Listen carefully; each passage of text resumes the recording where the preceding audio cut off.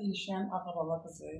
Mən Xəzər rayonunda oluram və televizorda Zaur Baxşəliyevin verilişində gördüm həkim Könül Hacıyevi və mən getdim, müraciət elədim. Hansı xəstəliklə bağlı müraciət etmisiniz? Depressiya ilə və belim də ağrır. Dedi ki, 3 ay səni top kimi sağaldıcı. Və mən heç nə, gəldim, dərmanlarını içdim 5 günə.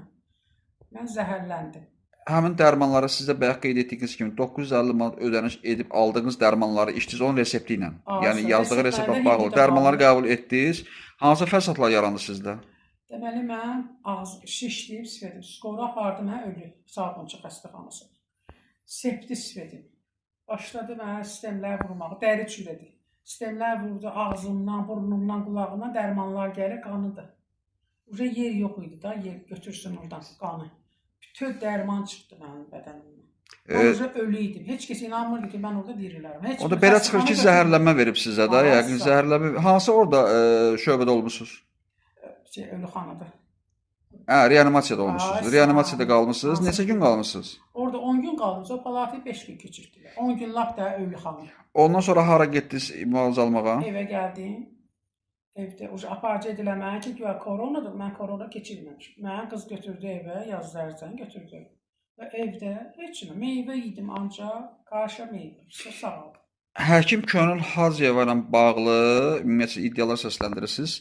Əsas iddianızda hansı fikirlərə toxunursunuz? Onun hansı hərəkətlərindən, hansı müalicə növündən narazısınız? Dərman verib güclü, 125-lik başlamalı idi, 50-lik yavaş-yavaş bu. Epilepsiya yavaş-yavaş xəstələr müalicə olunur, yavaş-yavaş. Düz demirəm, 25-dən başlamalıdır ki, bunu orqanları götürsün. Bu promo mənə 100-lük yazıb, mənim bütün ştatdan qaldı, dərim çürüdü. Çürüdü dərim. Sizdə hər hansı bir daxili orqanla bağlı ümumiyyətlə hər hansı bir əməliyyat zad olub götürülüb? Heç vaxt, indi oldu. Bundan sonra həmən o güclü iğnələr ki, vurdular mənə ölüxanada. Dedi ki, olacaq. Ya burada öləcəksən, ya da bax beləcək. Bu müalicədən sonra sizdə bu fəsadlar baş verib. Siz bununla bağlı müvafiq qurumlara müraciət etmişsiniz də yəqin ki.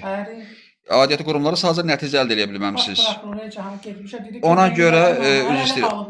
İndi buradan yəni siz media vasitəsilə müraciətinizdə, yəni və media tərəfindən araşdırmasını istəyirsiniz ki, bu məsələ həllini tapsın və media vasitəsilə də aidiyyəti qurumlara müraciət etmək istəyirsiniz.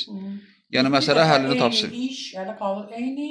Bir dənə mən istəyirəm göndərsinlər, başqa yerə göndərmirlər. Mən Sabuncuda yatmışam. Nə üçün imini nəsib idi?